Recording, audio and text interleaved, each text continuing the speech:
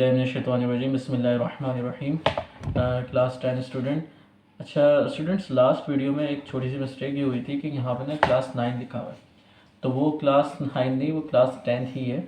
तो वो by mistake यहाँ पे थोड़ा सा हो गया था, ठीक है ना। तो मैंने यहाँ पे दोबारा मैं इसको बता रहा हूँ कि वो क्लास 9 का लेक्चर नहीं, क्लास 10 का ही था। अच्छा, एक्सरसाइज 30.3 को ही हम कंटिन्यू करेंगे।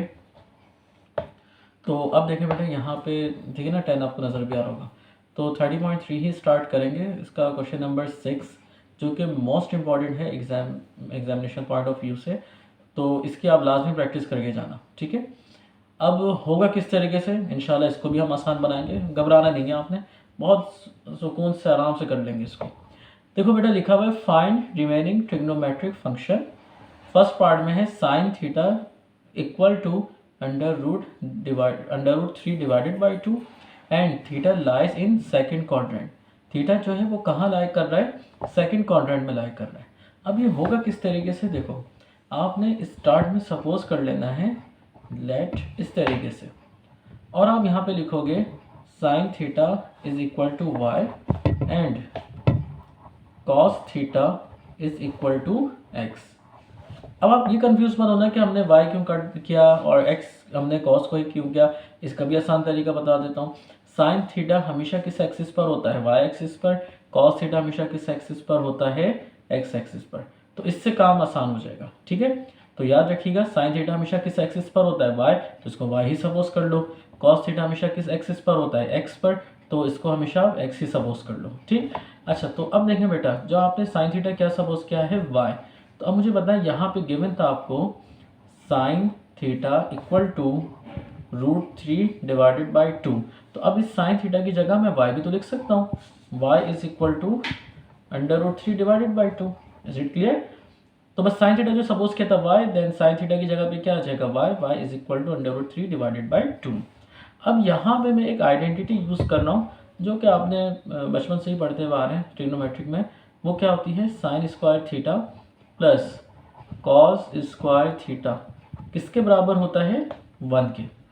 अब देखें, sine square theta, sine theta किसके आपने सपोज किया था, y के। अगर इस पर स्क्वायर है तो बेटा y पर भी क्या हो जाएगा, square, plus cos square theta है तो कॉस थीटा किसके बराबर है, x के। तो कॉस स्क्वायर थीटा है तो ये किसके बराबर होगा, x स्क्वायर के, जो कि बराबर हो जाएगा किसके, 1 के। अच्छा, अब देखें y की जगह हम ये पुट कर सकते हैं वैल्यू, तो यहाँ पे आ जाएगा आपके पास √3 डिवाइडेड बाई 2 और इस पे क्या आ जाएगा, whole square, plus x square is equal to 1। ये जो स्क्वायर है √3 पर भी है और 2 पर भी है। जब √3 पर आएगा तो स्क्वायर से रूट कैंसिल, तो क्या होगा 3, और जब ये 2 पर आएगा तो कितना हो जाएगा बेटा, ये 4, plus x square which is equal to 1। अब देखो ये पूरी वैल्यू जो कि पॉजिटिव है, अगर मैं इसको पूरी को उठा के वहाँ ले जाऊँ तो किस में हो जाएगी, नेगेटिव में।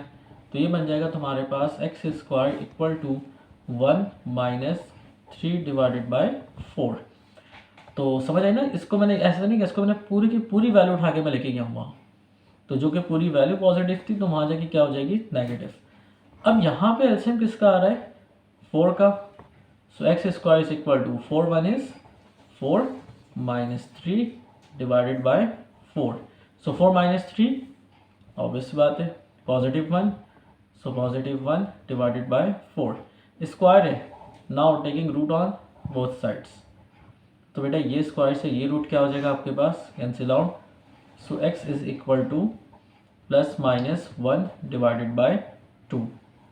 अच्छा देखिए यहाँ पे प्लस माइनस 1 डिवाइडेड बाई 2 आ गया, ठीक। अच्छा, एक पॉजिटिव भी कंसिडर कर रहा है और एक नेगेटिव भी, लेकिन हम एक ही वैल्यू लिखेंगे। मैंने यहाँ पे लिखा x is equal to -1 divided by 2। अच्छा, माइनस क्यों लिख रहा हूँ ये अभी ही आपको पता लग जाएगा। फिलहाल तो मैंने प्लस नहीं लिखा, मैंने क्या लिखा है, माइनस वाली वैल्यू कंसिडर की है।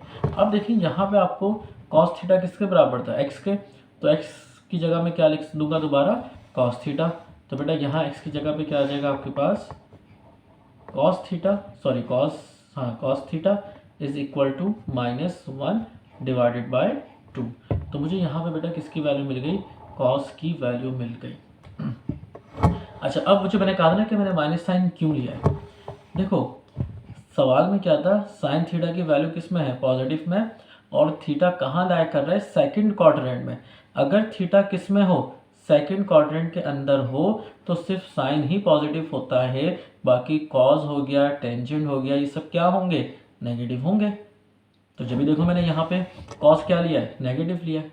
और अगर मान लो, मिसाल दे रहा हूँ, theta lie in fourth quadrant, कहाँ करता लाई, फोर्थ क्वाड्रेंट के अंदर, तो मैं यहाँ पे कॉस पता है क्या लेता हूँ, पॉजिटिव, क्योंकि फोर्थ क्वाड्रेंट के अंदर सिर्फ कौन पॉजिटिव होता है आपके पास, कॉस, बाकी साइन, और ये साइन है ना, फिर जो सवाल था आपके पास ये वाला, ये ऑटोमेटिक वाला नेगेटिव ही देता आपको।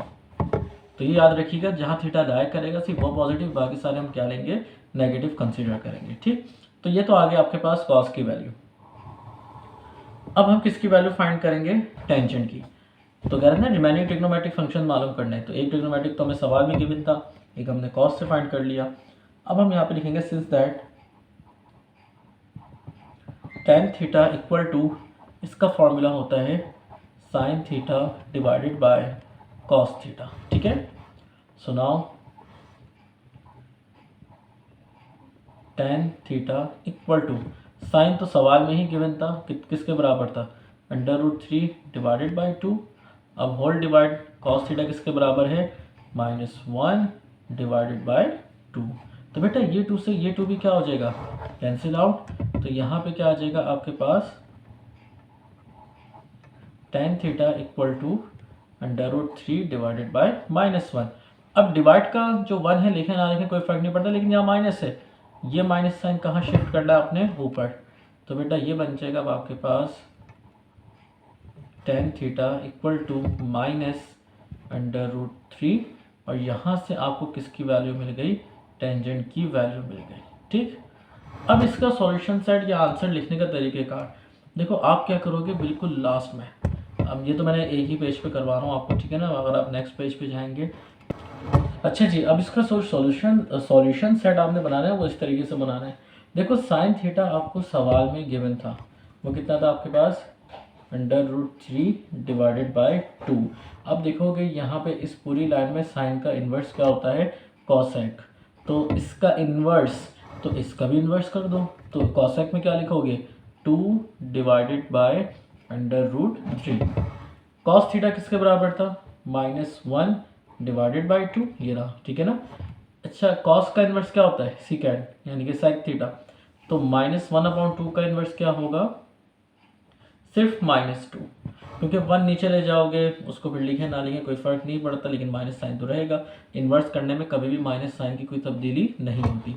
अच्छा, जो टेंजेंट है आपके पास वो क्या है, -√3। तो यहाँ मैंने लिखा -√3, और टेंजेंट का जो इन्वर्स है वो क्या होता है, मतलब कॉट होता है, कॉट टेंजेंट होता है, ठीक है ना।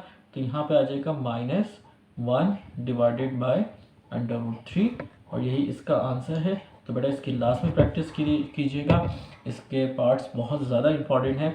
अभी जस्ट मैं 1 पार्ट ही करवा रहा हूँ आपको, तो एक ही पार्ट करवा भी मैंने इसका, तो आप दूसरा या तीसरा भी कर लेना, वो भी आसान है। अगर किसी पार्ट में कोई प्रॉब्लम हो सॉल्व करने में, तो मुझे लास्ट में कमेंट में बताना, फिर मैं उसको वीडियो के ज़रिए एक्सप्लेन कर दूंगा, ठीक है। तो उम्मीद है ये सवाल भी आपको समझ आया होगा। तो वीडियो को सब्सक्राइब करना लास्ट में बेटा, शेयर करना अपने दोस्तों के साथ, और याद रखना कि इन्हीं स्टेप्स को फॉलो करना, आसान होंगे इंशाल्लाह, और चीज़ें और भी चीज़ें समझ आ जाएंगी, ठीक है। अपना ख्याल रखिएगा, मिलते हैं अगली वीडियो में। अल्लाह हाफिज़।